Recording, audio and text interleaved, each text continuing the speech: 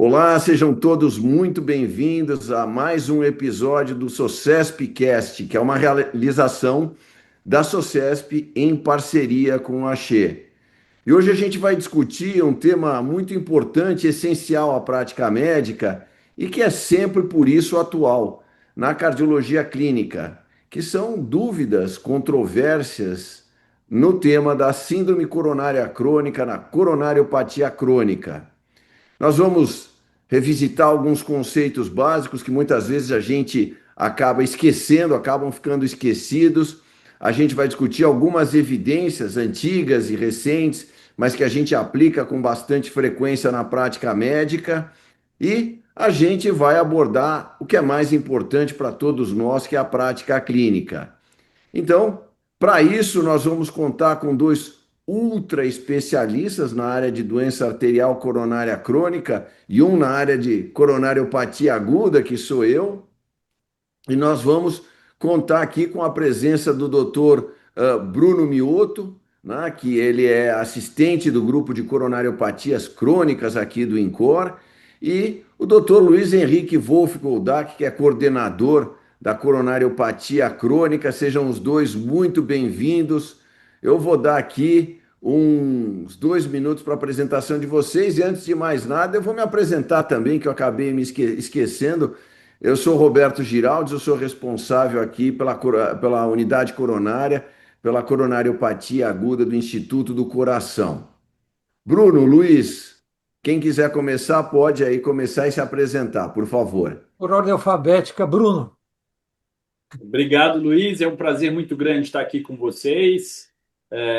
Eu brinco que, graças a vocês dois são dois dos grandes responsáveis pela minha formação e pelo meu interesse na doença coronária, né? Quando a gente pensa em doença coronária e a sua forma crônica e aguda, a gente não está falando nada mais, nada menos que a principal causa de morte no mundo todo.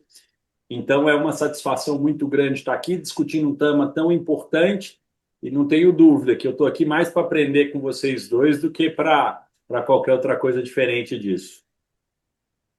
Luiz, a sua vez. Olha, depois dessa introdução do Bruno, né, Roberto, que ele fez doença coronária por nossa influência, mas igualmente é um prazer estar aqui com vocês, com os nossos amigos da SOCESP, mais uma iniciativa da SOCESP.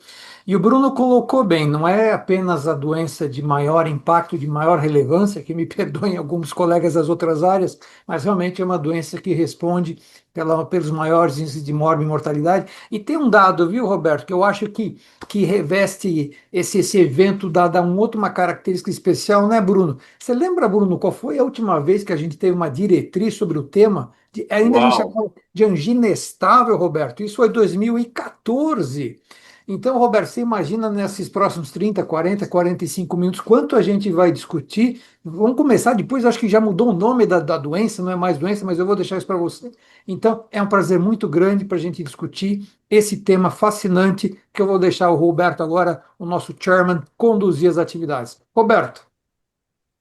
Oi, Luiz, a responsabilidade nossa é muito grande, porque a gente espera que o Bruno tenha uma excelente participação para justificar Terá. toda essa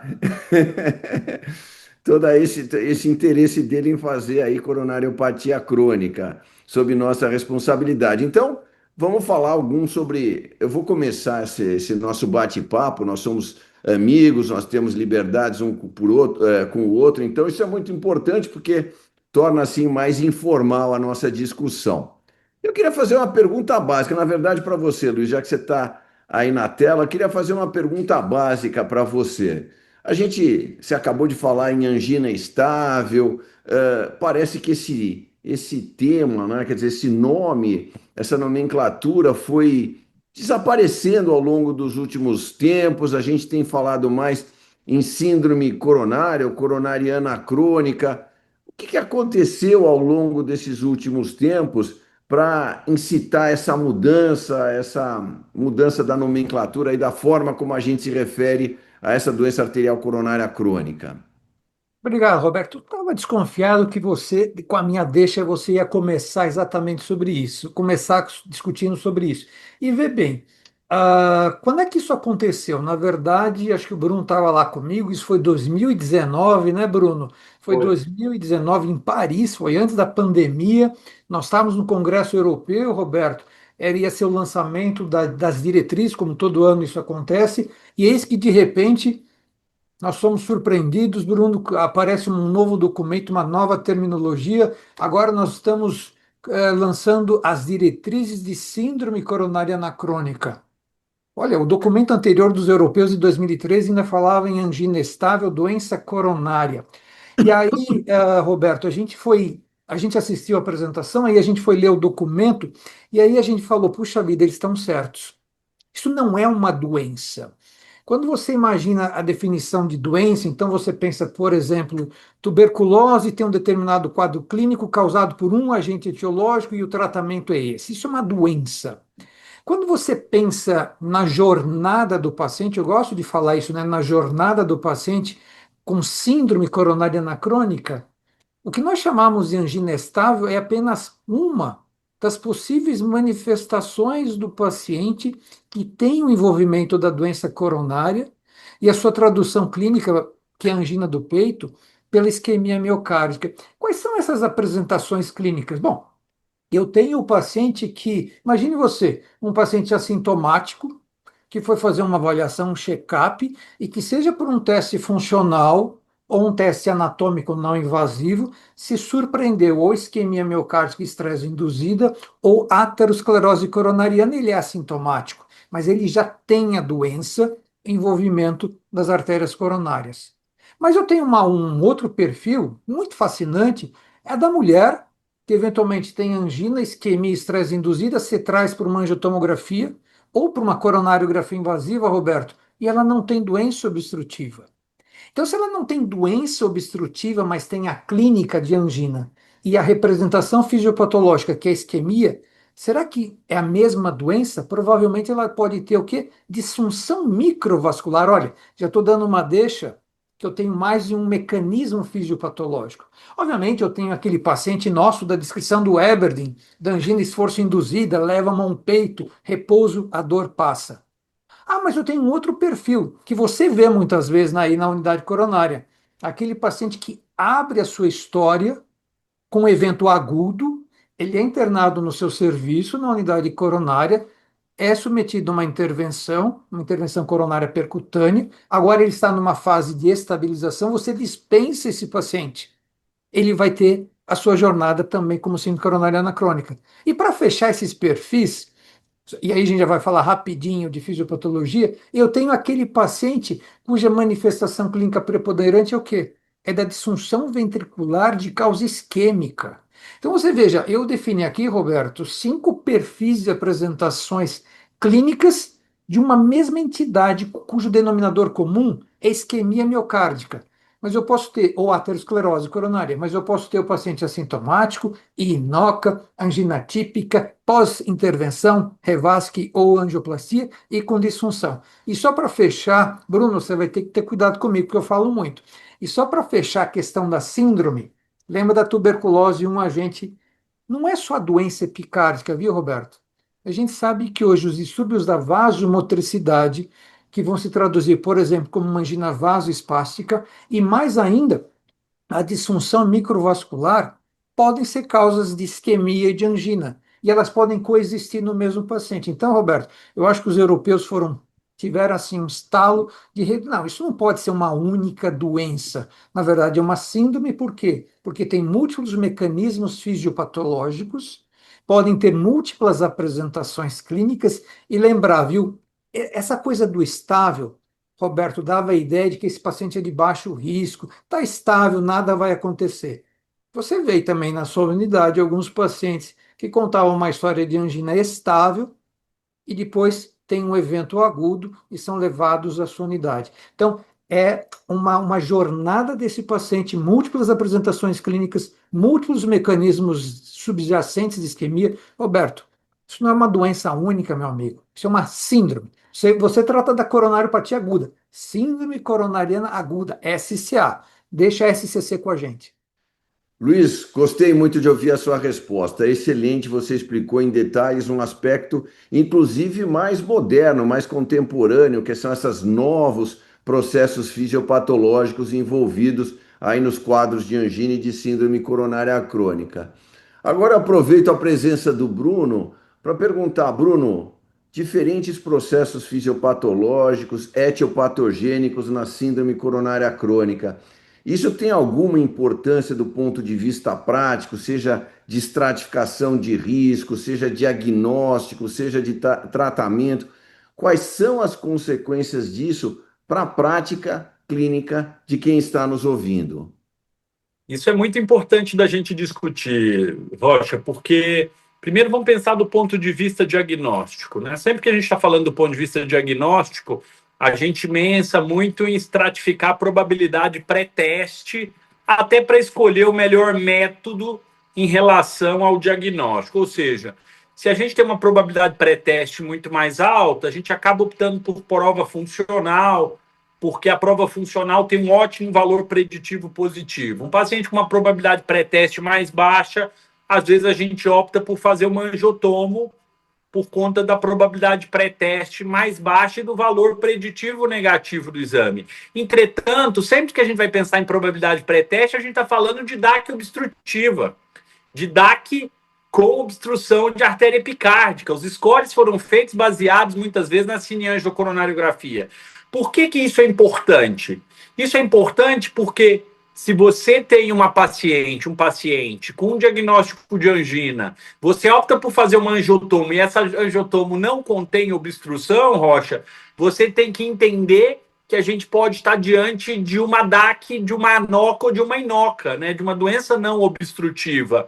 Então, sempre que a gente pensa nisso, a gente tem que entender que frente à possibilidade de um diagnóstico de síndrome coronariana crônica por um mecanismo que não envolva obstrução de artérias epicárdicas, nessa investigação eu vou ter que lançar a mão de, muitas vezes, exames especiais que vão avaliar especificamente a reserva de fluxo coronariano ou o índice de resistência microvascular, ou até mesmo vou ter que pensar na questão de vasoespasmo como possível mecanismo fisiopatológico por trás disso. Então, quando a gente considera, e lembrando que esse padrão de doença coronária sem lesão obstrutiva, ele é muito mais frequente nas mulheres e pode ter uma prevalência até maior do que a própria DAC obstrutiva, dependendo do estudo que a gente vai avaliar e que a gente vai considerar.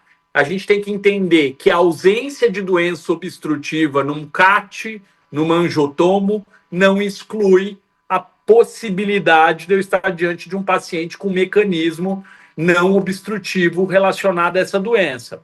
Isso é importante, Rocha, porque eu lembro muito bem da minha época como residente, isso já tem um bom tempo, mas era comum no ambulatório, frente a uma paciente do sexo feminino, às vezes, na grande maioria das vezes, que não tinha DAC obstrutiva, mas tinha uma angina típica, muitas vezes a gente verbalizar que o problema dela não era no coração. E isso não é verdade.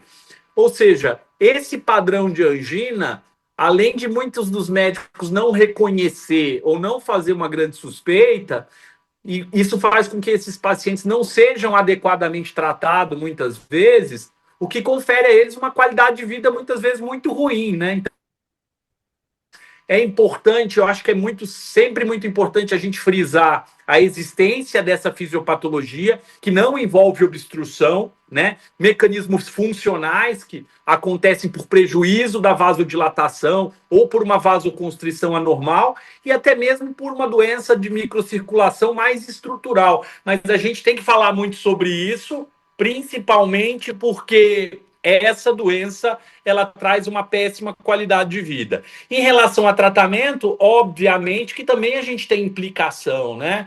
Então, vou dar um exemplo clássico, angina vasoespástica. A gente não usa beta-bloqueador, porque o bloqueio do receptor beta, muitas vezes, ele libera receptor alfa, que pode ter um efeito extremamente desfavorável, inclusive a vasoespasmo. Então, eu acho que para você conseguir tratar muito bem o seu doente, é importante também que você reconheça os possíveis mecanismos fisiopatológicos por trás dessa doença. Muito bem, Bruno, é isso mesmo. Acho que você complementou bem aquilo que o Luiz tinha introduzido, a importância prática em termos de tratamento, em termos diagnósticos, quais os mecanismos que a gente pode utilizar aí para diagnóstico e tratamento. Mas eu queria partir para a parte 2 aqui da discussão, que talvez seja o momento mais de discussão mais aquecida da nossa discussão aqui, que é um tema que causa muita confusão entre clínicos, cirurgiões, hemodinamicistas, que é o tratamento desses doentes que têm doença arterial coronária obstrutiva. Nós temos tido muitas vezes uma conduta mais expectante, mais clínica, no sentido de vamos tratar esses pacientes, o que muitas vezes preocupa o próprio paciente, que diz assim, puxa, doutor, mas eu tenho uma obstrução grave, o senhor não vai fazer nada, e se eu tiver um infarto, né? Então, nós temos estudos, no entanto, que dão subsídio a uma conduta um pouco mais expectante, ou seja, vamos fazer o tratamento clínico, não há necessidade de ser agressivo, fazer uma angioplastia ou uma cirurgia. Eu queria começar pelo Luiz. Luiz, e aí, conta um pouco para a gente na DAC, na doença coronária obstrutiva, essa história, tratamento clínico versus tratamento de revascularização. Conta um pouco para a gente qual é a sua opinião de tudo isso, como você dissecou todos esses estudos. Roberto, vê bem, eu acho que nós estamos vivendo um momento muito bonito, uma transição, não só do nosso entendimento, eu falei isso na minha abertura, em relação aos mecanismos fisiopatológicos implicados na angina e na isquemia, as diversas apresentações clínicas, mas o nosso tratamento clínico, e aqui por tratamento clínico, a gente há de abrir desde as medidas não farmacológicas, do estilo de vida, modificações do estilo de vida, a gente tem que incluir vacinação, a gente tem que discutir aquelas estratégias modificadoras de progressão da aterosclerose, o que a gente viu nesses últimos 30 anos, eu sou contemporâneo do Roberto, nos últimos 30 anos, em termos do avanço do tratamento dos fatores de risco, aterosclerose, diabetes, obesidade agora.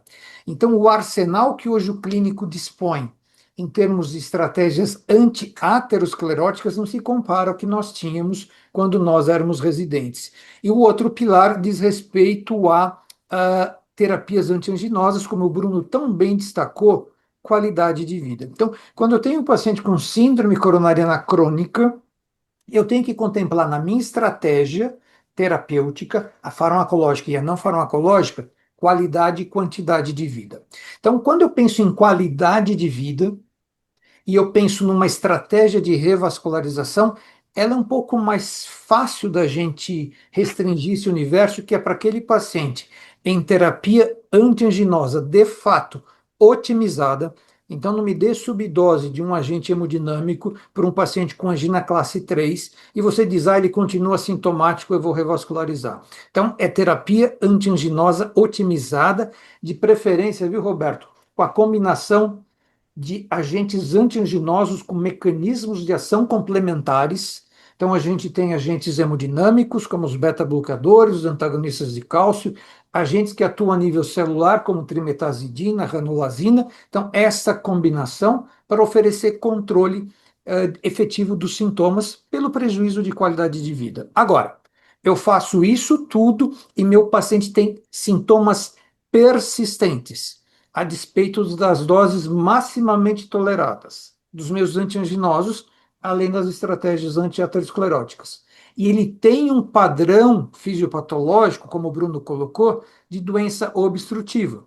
Porque se ele for uma angina persistente por disfunção microvascular, ainda que ele tenha algum grau de aterosclerose, não é por uma angioplastia ou a cirurgia que eu vou melhorar a disfunção microvascular, ele vai permanecer sintomático. Então, o Bruno citou bem a importância da gente conhecer o mecanismo fisiopatológico, até para orientar na tomada de decisão. Então, capítulo 1, qualidade de vida, sintomas, terapia médica antianginosa, de fato, controle do duplo produto, controle do perfil metabólico, esse paciente permanece sintomático e a causa da sua angina, a causa da sua isquemia é um padrão obstrutivo, ele passa a ser naturalmente um candidato a procedimentos de revascularização, aí a gente vai ver o padrão anatômico, enfim, para tratamento percutâneo ou para cirurgia. Essa é a parte fácil da história.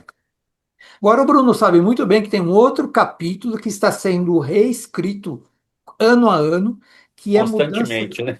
a mudança de prognóstico. Porque o Roberto colocou, puxa, mas eu tenho. O doente chega para a gente, né, Bruno? Pô, tenho 70% na minha veia, lá no coração, e se der um infarto e se fechar? Bom, quando a gente compara os estudos dos anos 80, bom, 70, 80, vamos deixar em 80, estatina de baixa intensidade, baixa potência, antiagregação, e eu não tinha muito mais o que fazer.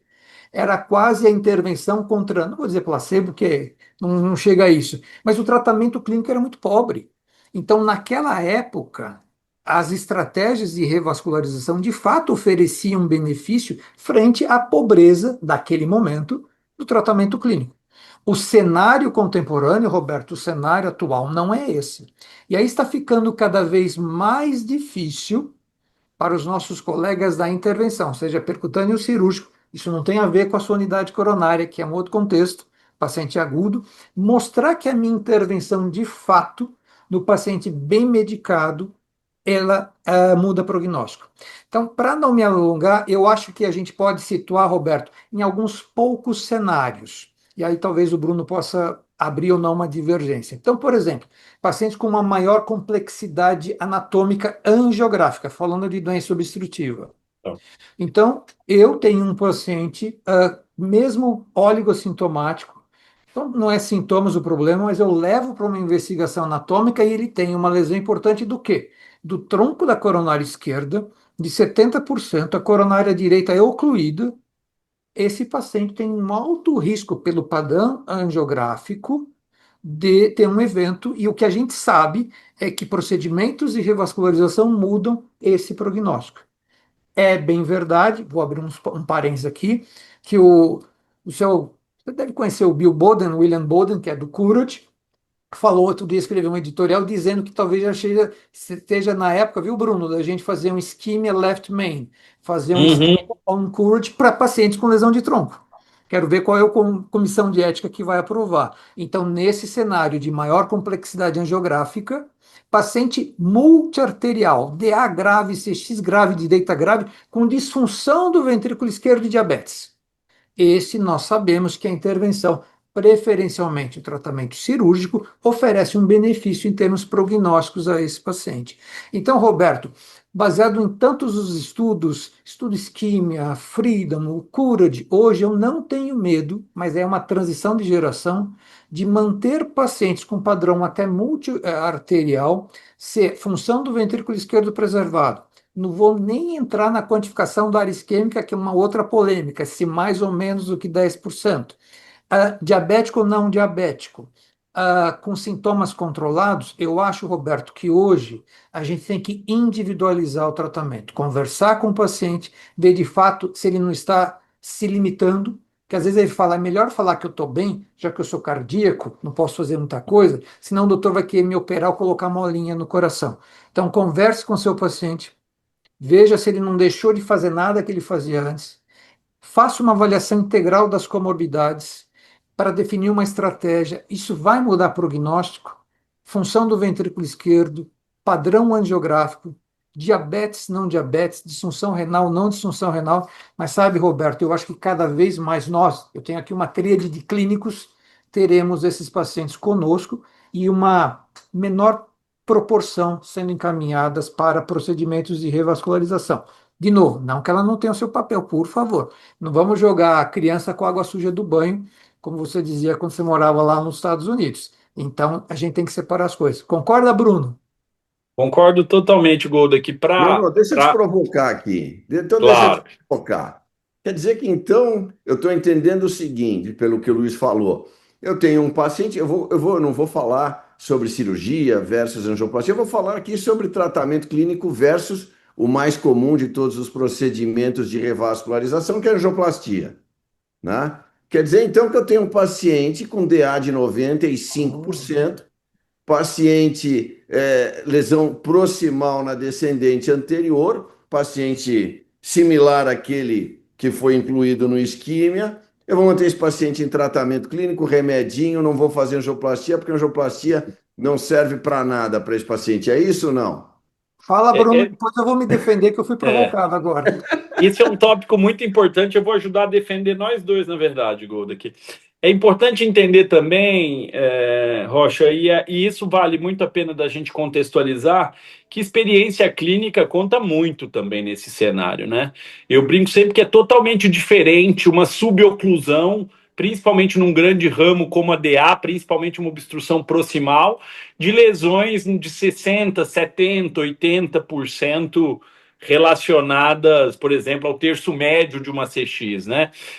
Suboclusão, muito provavelmente, é um outro capítulo, principalmente suboclusão de vasos importantes de forma proximal. Então, você descreveu muito bem. Se fosse 95% numa DA proximal grande, é muito difícil a gente não indicar uma intervenção e é muito difícil esse paciente ser assintomático. Esse é outro capítulo importante para a gente contextualizar, né? A própria diretriz europeia, recentemente publicada em 2024, a própria diretriz brasileira, recém-publicada, coloca esse paciente com uma complexidade anatômica mais alta, com envolvimento proximal de DA, principalmente, e mesmo na ausência de lesão de tronco e de disfunção, como uma indicação para mudança de prognóstico. Então, tem uma subanálise que eu gosto muito do MAS 2, Roberto, que é aquela de. Foi até o Alexandre Pereira, que foi o primeiro autor, que é uma subanálise que avaliou a randomização com a indicação do heart team em relação ao procedimento mais adequado. E isso ficou muito claro para a angioplastia, que é como você descreveu, que quando o Heart Team achava que o melhor tratamento era angioplastia, se esse paciente fosse randomizado para outra modalidade de tratamento, como o tratamento clínico, existia uma divergência em relação a esse tipo de desfecho. Ou seja, quando trata no MAS 2, quando a randomização ela batia com o tratamento que o Heart Team indicava para aquele paciente especial, o prognóstico daquele paciente no segmento era melhor. Então, para entender que a opinião do médico ainda conta muito, principalmente se esse médico for um médico experiente e for familiarizado com a doença. Então, mais do que a gente olhar simplesmente isso, é importante entender. Eu acho que suboclusão é um capítulo à parte, eu acho que a experiência do médico conta muito e a gente tem que tentar sempre contextualizar, né, em relação a isso. Mais do que isso, é importante entender que para casos coronária, a grande graça de coronária é isso. Por mais que a gente tenha diretrizes, quando a gente vai discutir um paciente com doença coronária crônica no ambulatório, às vezes a gente até tem que contextualizar com o residente. Não, esse aqui é um triarterial mesmo, com acometimento de DA proximal, tem suboclusão, então por conta disso eu estou indicando uma intervenção, né? Enquanto às vezes a gente tem um multiarterial com lesão no terço médio da DA, na CX terço médio, uma CD com uma lesão de 70 proximal, esse paciente é totalmente diferente, a complexidade anatômica pesa nesse sentido. Deixa eu só Você pimentar um concorda, pouquinho, Luiz? Roberto. Então, eu fui provocado, deixa eu colocar uma pimenta que você vai Claro. gostar, porque o Roberto tem um conflito de interesse com a aterosclerose que ele não declarou aqui, mas ele vai gostar desse estudo sul-coreano que você me provocou dos 95% da DA. E esse eu acho que eu indicaria, era ósseo de DA, DA é sempre DA, viu, Roberto? Esse eu indicaria. Mas olha que fascinante, tem um grupo em inglês que até é liderado pela professora Rasha Elami, que é do estudo órbita, lá do Imperial College, e eles escreveram um editorial no Lancet dizendo que talvez seja tempo da gente mudar da isquemia para a placa, um olhar para a Sim. placa, de volta para a placa. E olha que fascinante, um estudo sul-coreano em pacientes com síndrome coronariana crônica, em que se estudou, por métodos de imagem intravascular, a característica da placa.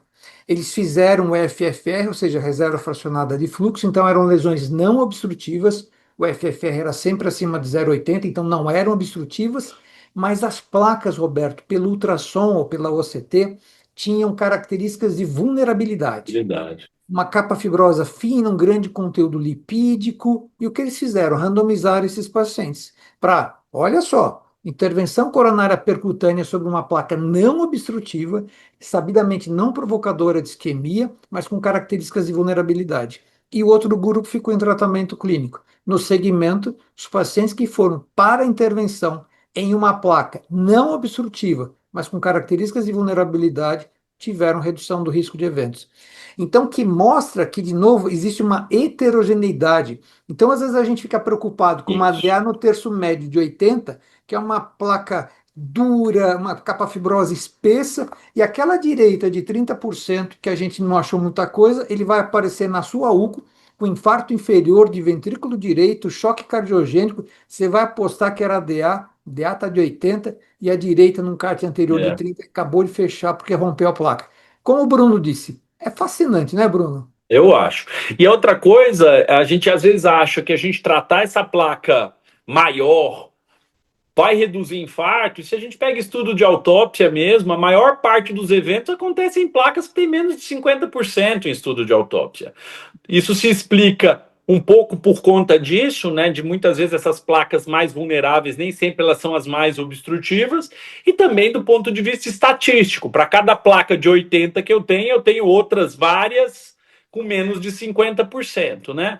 Eu acho que sim, eu concordo com o Goda, que eu acho que o caminho talvez seja a gente cada vez mais entender esse conceito de placa vulnerável, de entender aquela placa que é mais suscetível a uma instabilização, que é o outro momento de se intervir na doença crônica, né?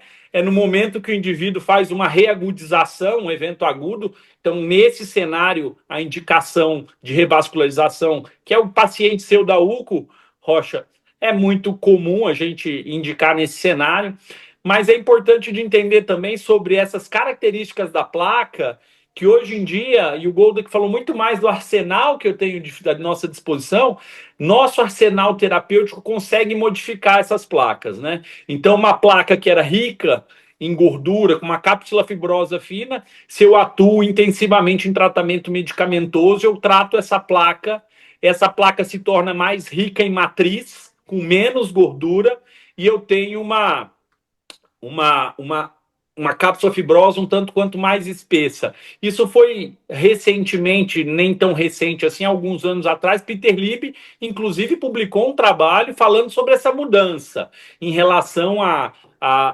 evolução e à apresentação clínica da doença, né? A gente tinha muito mais infarto com supra antigamente, ou seja, esse doente era menos tratado, essas placas eram mais vulneráveis, o fenômeno áterotrombótico muito mais exuberante, e hoje a proporção de infarto sem supra cresceu muito em relação ao infarto com supra, porque a gente tem uma placa mais organizada, mais rica em matriz, e o fenômeno áterotrombótico menos intenso, não por ulceração, mas por uma descamação muitas vezes do endotélio. Então, eu acho que é importante entender, e esse é o conceito, até por conta disso que uma angioplastia isoladamente não vai reduzir o risco de infarto na prática, né? Eu estou tratando um ponto, talvez uma placa mais obstrutiva, que até talvez seja uma placa estável, e deixando de tratar outras dezenas de placas que nem sempre a gente consegue avaliar essa questão aí da vulnerabilidade. E só para Você fechar, está de acordo comigo? Você não, está de acordo comigo? Porque eu tenho dito para os residentes o seguinte: olha, essa história de aprender cateterismo, isso é antigo. Não precisa aprender imagem do cateterismo, vocês estão precisando aprender como interpretar o OCT, como interpretar ultrassom intracoronário, NIRS. É isso que vocês têm que se dedicar agora, porque no futuro, provavelmente, a gente não vai olhar mais só para a cineangiocoronariografia, a gente vai olhar para as características da placa, é isso mesmo. e Roberto, só para fechar, com devido respeito ao nosso moderador, que é você, quando o paciente iria dizer, puxa, doutor, mas o senhor não vai fazer nada pela minha placa? Na verdade, sim, eu tenho muito a fazer por ele. Fazer. E lembrar, viu, Roberto, que isso é uma estratégia inicial, não significa que no acompanhamento desse paciente, se houver qualquer sinal de mudança do quadro clínico, piora de sintomas, eu estou acompanhando a função do VE. Quer dizer, não é porque eu optei inicialmente por uma estratégia que não é não fazer nada, é uma estratégia altamente complexa de estabilização de placa e assim sucessivamente, que eu não vou rever isso em algum momento no meu acompanhamento. O que nós estamos discutindo, lembra do título do esquema, né?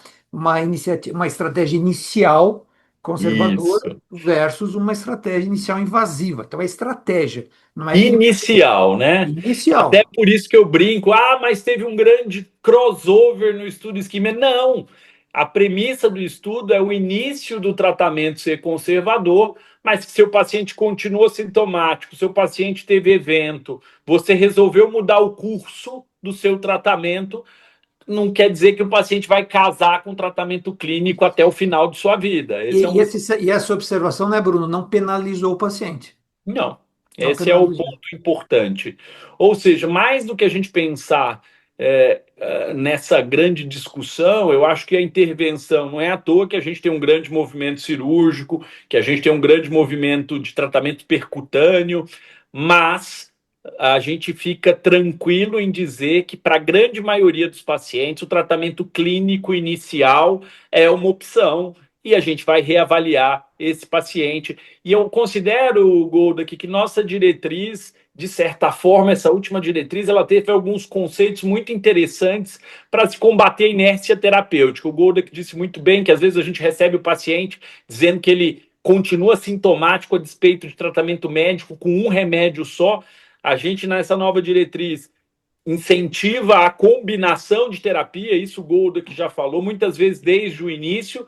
E uma outra coisa importante, esse paciente sintomático, idealmente, ele deve ser reavaliado a cada 30 dias com reavaliação do tratamento medicamentoso até que a gente tenha controle adequado dos sintomas ou até a indicação de um procedimento de revascularização para alívio sintomático. Muito bem, deixa eu continuar aqui, porque senão a gente não acaba as discussões que estão programadas, pré-programadas. E eu queria fazer uma pergunta que talvez tenha até perdido um pouco o sentido, já que vocês só querem fazer tratamento clínico no paciente, ninguém faz nem angioplastia, nem cirurgia. Mas eu queria saber de você, Luiz, por exemplo, o indivíduo que eventualmente faz uma angioplastia, que coloca um stent, que a gente faz em relação ao tratamento antiplaquetário na síndrome coronária crônica? Como é que a gente manipula isso daí? Roberto, vamos lá, vou tentar ser breve também. Você já viu, né, Roberto? Você convidou o Bruno e convidou a mim. Aí não tem como a gente Não ser tem breve. fim. Não tem fim, mas vamos lá. Porque eu acho que eu usei essa palavra, o Bruno usou essa palavra, hoje a gente vem da individualização. Eu acho que a gente vem de uma fase em que a gente tinha uma receita de bolo único em relação aos esquemas de dupla antiagregação, significando não apenas os agentes, mas o tempo dessa dupla antiagregação, e cada vez mais frente aos avanços. A gente falou do tratamento clínico, né, Bruno, que avançou, mas os devices, os dispositivos também melhoraram muito, os stents de última geração melhoraram muito o seu perfil em relação à trombogênese. Isso fez, Roberto, com que nós tenhamos que balancear entre, e não tem como fazer um omelete sem quebrar os ovos. Então, se eu vou fazer antiagregação dupla, eu tenho que balançar, equilibrar de um lado o meu risco hemorrágico, naturalmente é inerente à estratégia, e o meu risco isquêmico. E desse balanço entre o risco isquêmico e o risco trombótico, e a gente tem scores para isso, hoje a gente tem aplicativo para tudo, tem alguns scores, tenho que tomar uma decisão nesse sentido. Então, por exemplo, eu tenho um paciente que não veio da sua unidade, então é uma síndrome coronária anacrônica, o paciente estava lá comigo, com sintomas, indiquei angioplastia. Foi uma angioplastia simples, vaso único, lesão focal, estente curto, pouca malha de metal.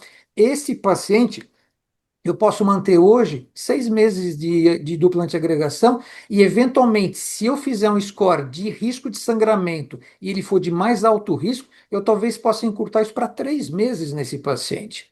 Por outro lado, eu posso ter um paciente que fez uma angioplastia mais complexa, um paciente com bifurcação, lesão calcificada, vaso fino, muita malha de metal. Teve uma injúria miocárdica mais importante no procedimento. Eu converso com o meu hemodinamicista, ele fala: olha, foi tudo bem, mas tem muito metal, foi uma angioplastia complexa, bifurcação, vaso fino. Aí eu vou ver qual é o risco hemorrágico desse paciente. É baixo. Qual é o risco isquêmico desse paciente? Puxa, pode ser alto.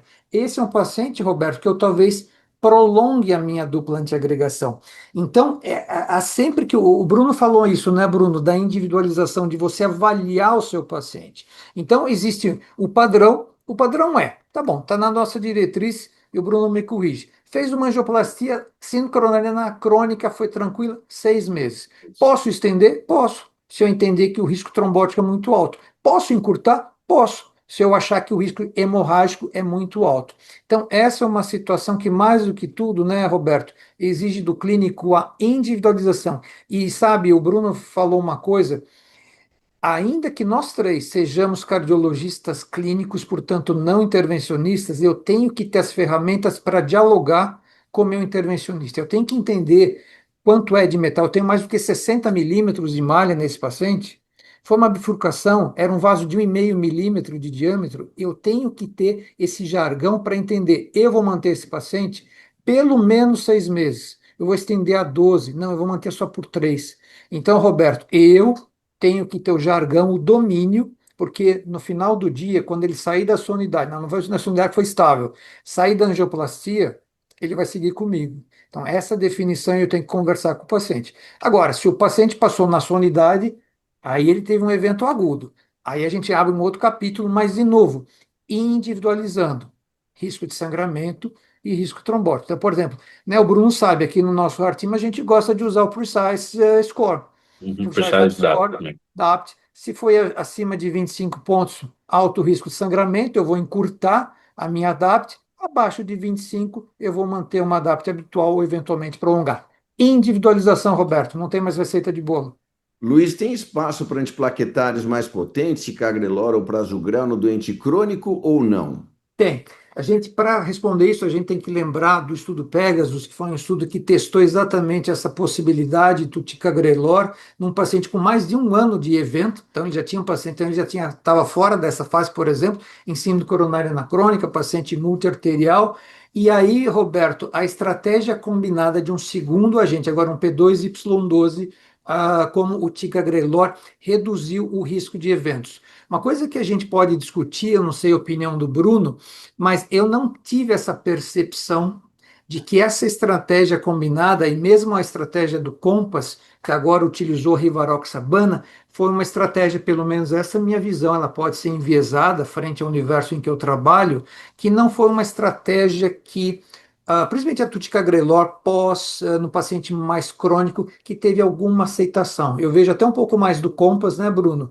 Uhum. Paciente com doença periférica associada, por exemplo, ou paciente que, isso é importante, Roberto, nessa individualização, que em uso de uma estratégia antitrombótica adequada teve um outro evento. Não vou nem discutir resistência ao clopidogrel, que é uma prodroga, vou falar em resistência, vou falar num mal metabolizador do clopidogrel, então a gente tem essa possibilidade de usar o ticagrelor, mas eu vejo menos isso no síndrome coronário anacrônico, de novo, pode ser um viés meu, quando eu vejo alguma coisa, eu vejo mais a estratégia Compass, principalmente no doentes com É. vasculopatia periférica.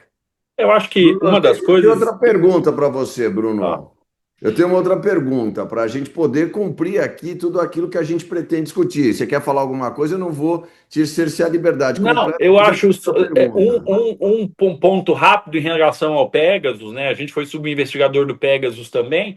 Um ponto do Pegasus, Golda, que é que a dose que foi efetiva, lembrando que era extensão, então tudo começa com um evento agudo, né? E só para lembrar que a dose que foi mais efetiva foi a dose de 60 Sim. miligramas de 12 em 12 horas. E essa apresentação não tem no Brasil.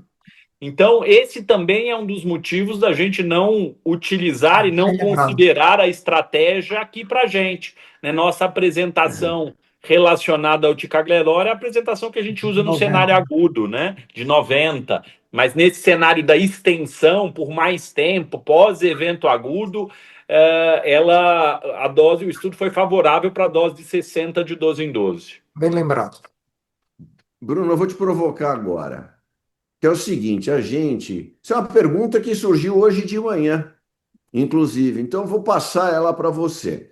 Que é a seguinte: hoje em dia, a gente tem drogas, tem medicações que podem reduzir o colesterol a praticamente zero, né? Quer dizer, hoje a gente, combinando medicações, a gente pode reduzir o colesterol ao valor que a gente basicamente quiser.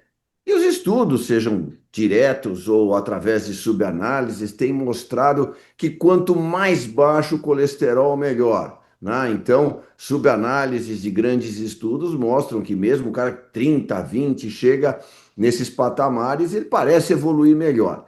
O que que você adota na prática? Você busca a redução do colesterol para a meta ou você busca a redução do colesterol para o valor mais baixo?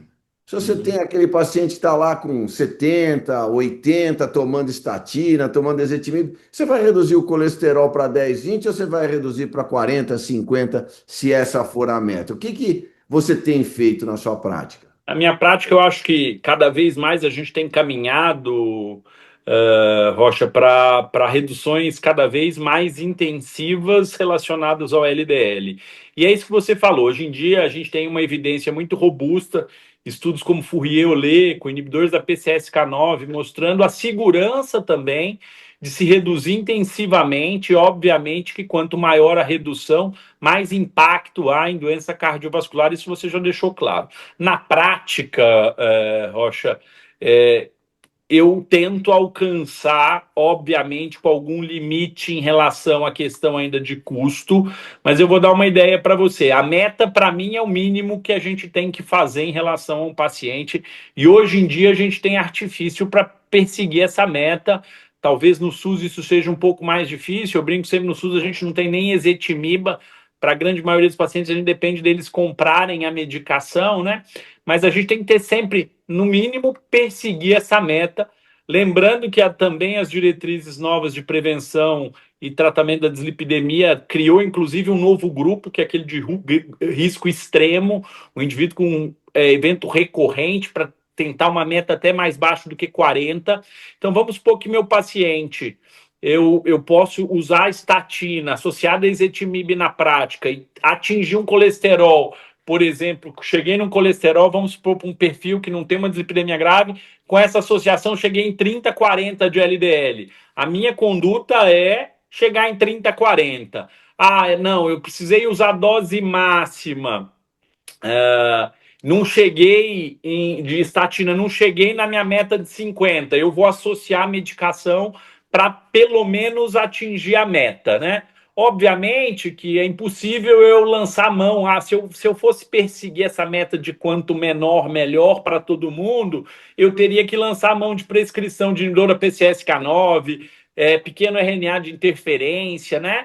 E aí a gente esbarraria. Então, de uma forma geral, o mínimo que eu me proponho a fazer, ou tentar fazer, é atingimento de média, de meta, e quando eu consigo menos do que isso, eu não reduzo dose, eu mantenho o meu paciente com o menor LDL possível. Então, de cara, para a grande maioria dos meus pacientes em prevenção secundária, eles saem com a maior dose de estatina tolerada, mais ezetimibe, e eu tento almejar o melhor LDL possível, né, com essa terapia inicial, e as estatinas continuam sendo a base do tratamento relacionado ao colesterol. Você está de acordo, Luiz? Você também vai para o zero? Meta é zero? Não, minha meta não é zero, mas acho que a do Bruno também não é zero. Não, Não, mas assim, Roberto, eu adorei. O Bruno falou, senão eu ia falar essa história do risco extremo. Eu adorei, eu acho que chama atenção. A também diretriz gostei. antiga da europeia, ela tinha dito isso meio. Ah, se você teve um segundo evento em uso de estatina, pode ser abaixo de 40. Agora eles deixaram claro, a nossa também deixou clara, a de prevenção de aterosclerose e dislipidemia. Eu adorei essa coisa do 40. E lembrar, né, Roberto, quer dizer, os maiores benefícios vêm dos maiores deltas que você obtém. Claro, Se me falar, exatamente. o doente está com 48, se for para 39, ele vai ter um ganho, mas o grande ganho foi quando ele estava com 110, foi para 48. Então, Exatamente. tem essa questão do delta, mas eu confesso, eu concordo com o Bruno, e hoje a gente tem ácido bempedóico, tem ezetimiba, tem os antagonistas de manejo de PCSK9, fora as estatinas, mudança de estilo de vida. Arsenal a gente tem. O problema é acesso, mas E, eu respeito a doença. Eu quero abaixo de 40 é, pelo menos. Não precisa é. ser zero, não. Abaixo de 40, sim. Agora, legal é isso que o Goldak falou, né? A própria diretriz de dislipidemia, ela também passou a incentivar a combinação de fármacos, né? A gente sabe na prática que estatina isoladamente ela falha para boa parte dos pacientes de alto e muito alto risco. Então, combinação vai ser atuada com ezetimibe, com ácido bempedóico, com terapia baseada em PCSK9, eu acho que a gente tem que perseguir meta. E pensando nessa questão da individualização, a gente está falando de lípides, Roberto, mas não tem jeito, né? Se a gente for olhar o tratamento básico, realmente a gente continua usando antianginose, que são os mesmos, muitas vezes, da diretriz de 2014.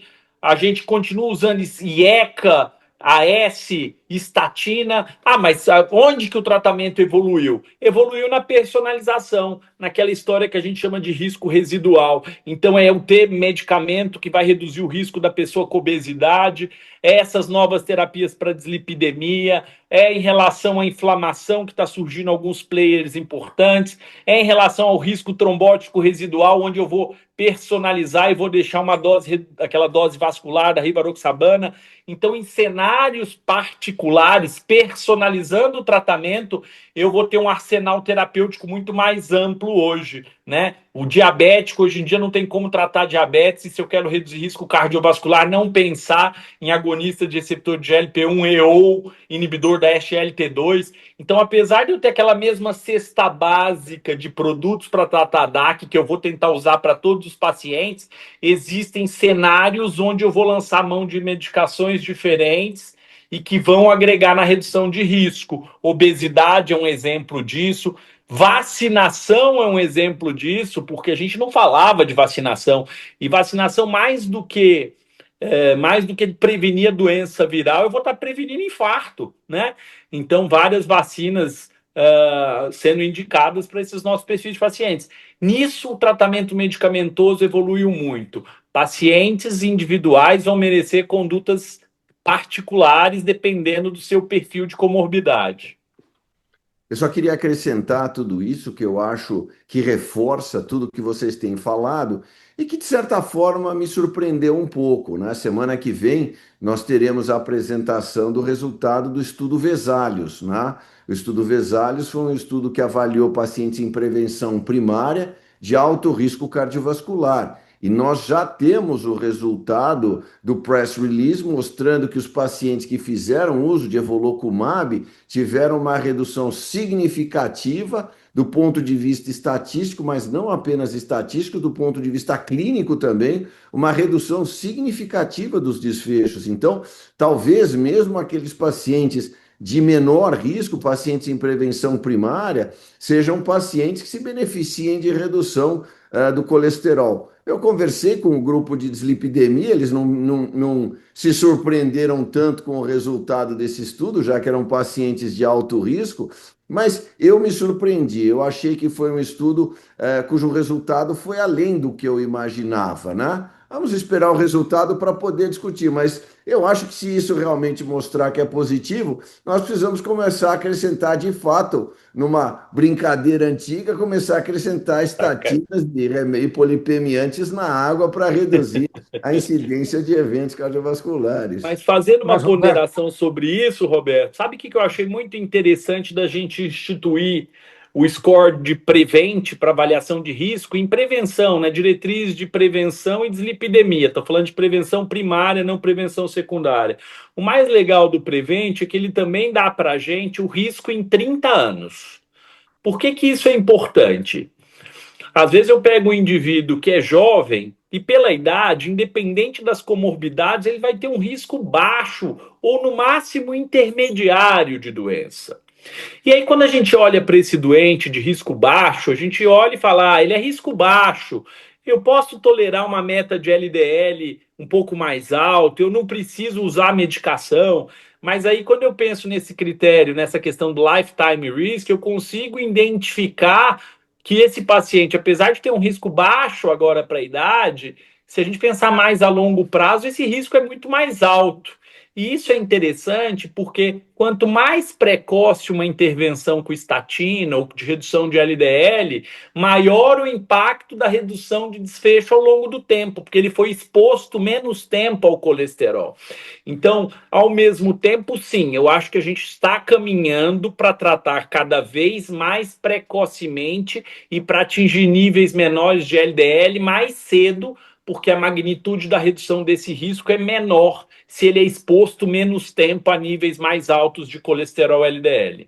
Concordo plenamente, Bruno, concordo plenamente. Para que esperar você desenvolver a placa para reclassificar o paciente e rever a sua estratégia, se E aí, eventualmente pode prevenir o aparecimento da placa no primeiro momento? Então, Roberto, eu acho que o que o Bruno colocou é isso, e o seu antigo mentor lá do grupo Time escreveu um editorial sobre como viver até os 100 anos, que tem a ver com a exposição de carga de LDL. Da mesma forma que a gente faz carga tabágica, que é seu LDL vezes o número de anos que você esteve exposto a ele.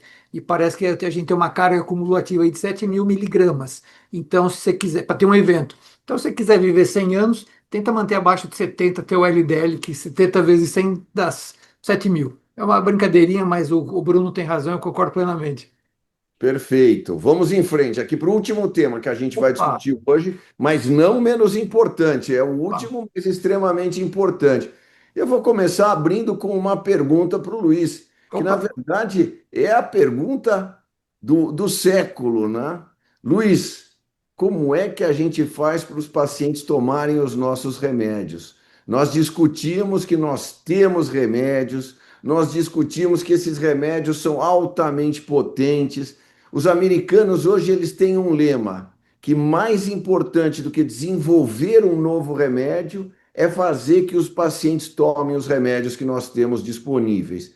E aí, como é que eu faço para os pacientes tomarem os nossos remédios adesão terapêutica? Tá, Roberto, vamos lá. Qualquer coisa, se eu falar mais que 3 minutos, você me corta, por favor. Esse é um tema apaixonante.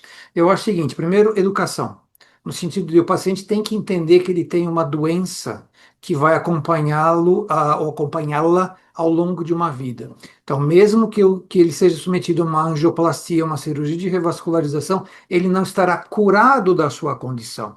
A angioplastia não trata a doença de base, a cirurgia não trata a doença de base, senão as complicações da doença de base, que o Bruno estava discorrendo, é chamada aterosclerose. Então, ele tem que entender.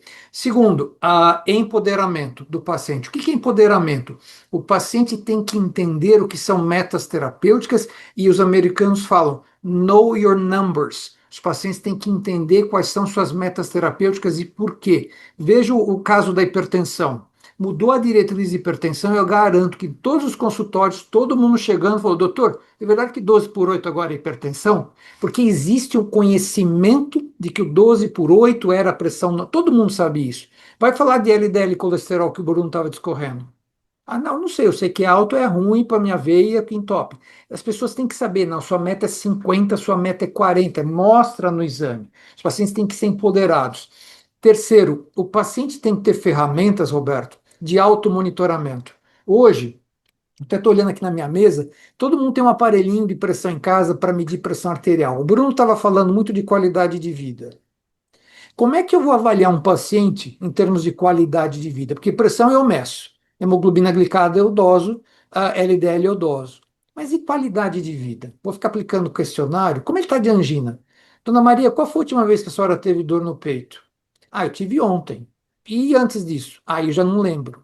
Como é que eu vou saber se o tratamento está otimizado ou não? Então, aplicativos. Existem aplicativos que são utilizados, Roberto, para monitorar, e o Grupo Órbita talvez tenha sido um dos pioneiros nisso, para monitorar os episódios de angina.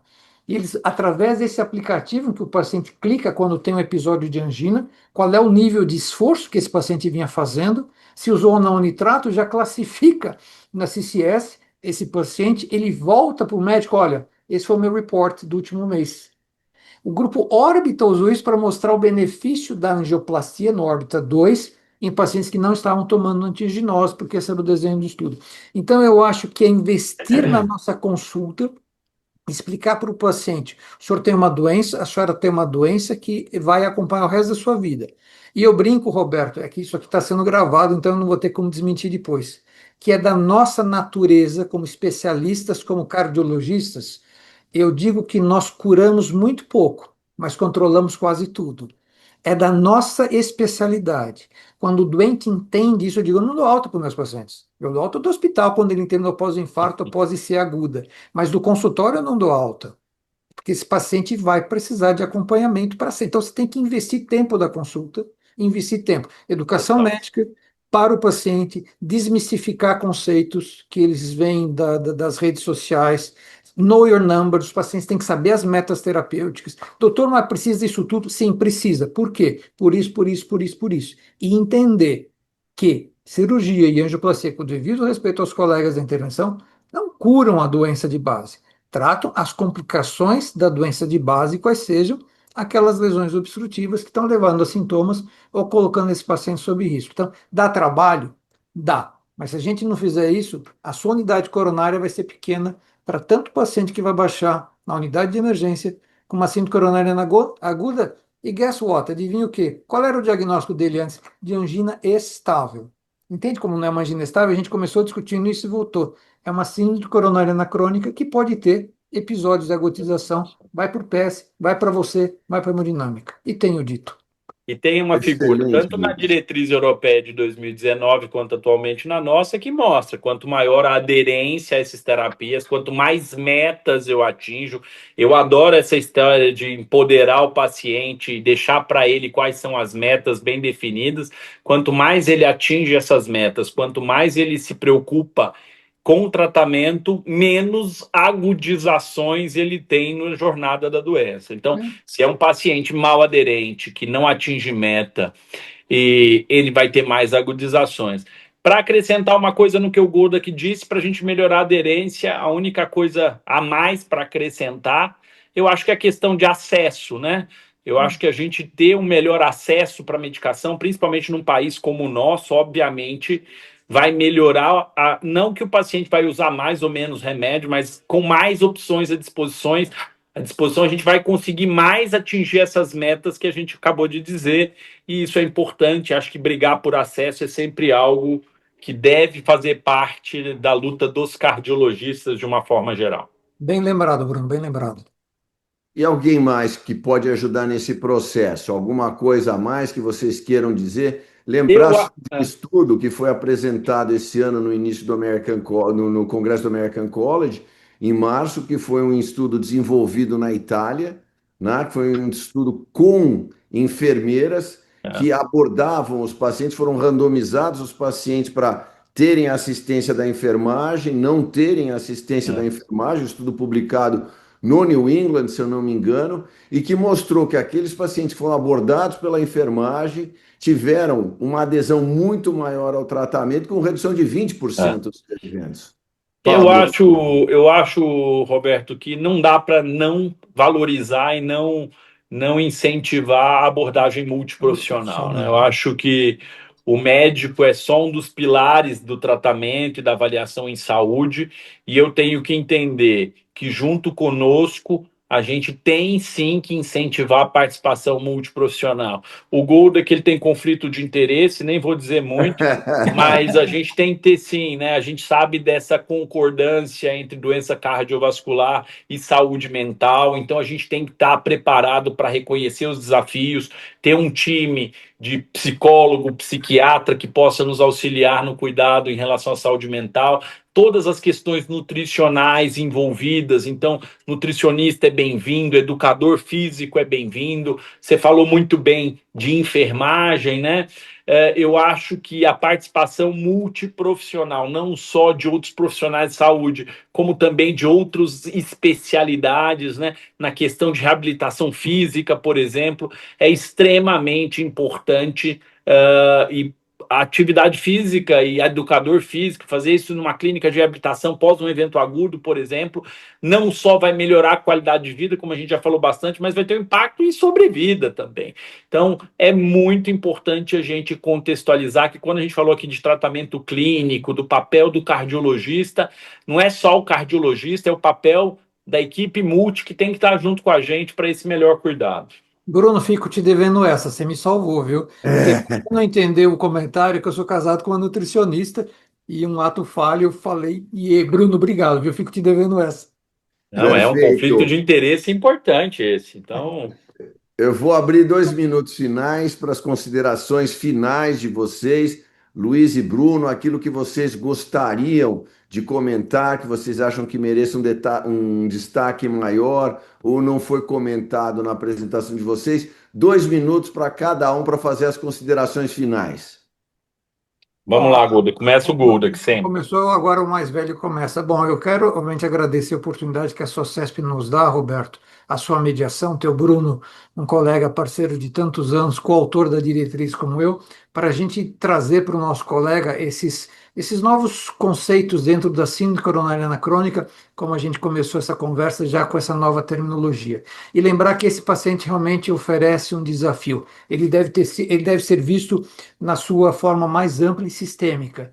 Se eu tenho um colega que faz hipertensão, eu tenho um colega que faz diabetes, um colega que faz lípides, um colega que faz obesidade, se exige daquele assistente, daquele colega que vê esse paciente, essa visão ampla e geral de todas essas comorbidades. Então, o desafio é grande, eu tenho que ter essa visão integral. Segundo, reconhecer que em cada momento da jornada esse paciente vai ter testes diagnósticos e, eventualmente, uma abordagem terapêutica específica. Então, é um desafio, mas vale a pena. E o tratamento clínico, não farmacológico, farmacológico avançaram tanto, Roberto, que hoje essa população que vai para procedimentos de revascularização, de novo, ela persiste e persistirá. Mas certamente não é como na minha época, na sua época, que a prescrição era, lembra, Roberto? Propranolol, nifedipina, AS. E estava É, começando simvastatina de 10 miligramas. Os tempos são outros, meu amigo. Os tempos são outros. que bom, graças a Deus. Bruno, Eu acho, Rocha, que eu gosto sempre de sinalizar a questão da inércia terapêutica, né? Ainda no meu consultório, eu ainda recebo muitos pacientes que chegam aqui já em prevenção secundária, recebendo, por exemplo, estatina dose mínima, né, fora da meta. Então, eu acho que perseguir meta é fundamental. Eu acho que meta facilita para o paciente, o que o Goldberg falou de empoderamento, e facilita para o médico também. E eu gosto sempre de dizer, né, a gente tem meta de pressão, a gente tem meta de glicemia, a gente tem meta de LDL, e eu gosto de dizer que quase na meta é fora da meta. A gente tem que tentar atingimento de meta, trazer esse paciente, o tratamento tem que ser personalizado, eu tenho que reconhecer diferentes riscos residuais que vão pedir condutas excepcionais, né? E entender que sim, o tratamento medicamentoso ele continua sendo a base do tratamento, e eu brinco que tratamento medicamentoso ele não é opção. Ele tem que ser revisto e feito para todos os pacientes, independente da indicação ou não de revascularização. O que é opcional, e aí eu tenho que aprender a reconhecer, ou naquele paciente que permanece sintomático, ou naquele paciente que vai se beneficiar em relação ao prognóstico, quais são os pacientes que vão se beneficiar de uma intervenção. Mas o tratamento medicamentoso bem feito, ele não é opcional e ele deve ser bem feito para todo paciente com síndrome coronariana crônica. Para sempre. amém. Muito obrigado a todos vocês. Queria dizer o seguinte, que a conversa foi muito boa, ela fluiu tão rápido que eu até esqueci que a gente estava aqui num SOCESP-cast. Eu parecia que a gente estava batendo um papo. Acho que foi uma conversa ótima, todos acrescentaram os seus pontos, eu acho que tudo fluiu muito bem. Eu, obviamente, queria agradecer muito a vocês dois, Luiz Henrique e Bruno, pela participação. Vocês foram excelentes, eu acho que bateram nos pontos mais importantes. A gente acho que entendeu algumas coisas novas da fisiopatologia da síndrome coronária crônica, entendeu essa mudança de nomenclatura, entendeu a abordagem dos pacientes que é diferente, alguns temas um pouco polêmicos, como revascularização nesses pacientes crônicos, como metas de LDL, metas de, não deu tempo de falar, mas de pressão arterial. Então, eu acho que essa conversa foi muito útil, não sei para os outros, mas pelo menos para mim foi bastante útil. Eu acho que aprendi bastante nessa conversa, então queria agradecer a vocês. Queria agradecer também à SOCESP por tornar isso possível. Tenho certeza de que todos aqueles que virem esse SOCESP-cast, eles vão também aprender bastante com ele. E queria agradecer o Axê que tornou tudo isso possível, torna esse programa uma realidade. Então, queria um agradecimento geral a todos, à SOCESP e ao Axê. Um grande abraço a todos e contamos com a presença de todos no próximo SOCESP-cast. Um abraço e até lá. Até mais. Tchau, obrigado. Tchau, gente. Tchau.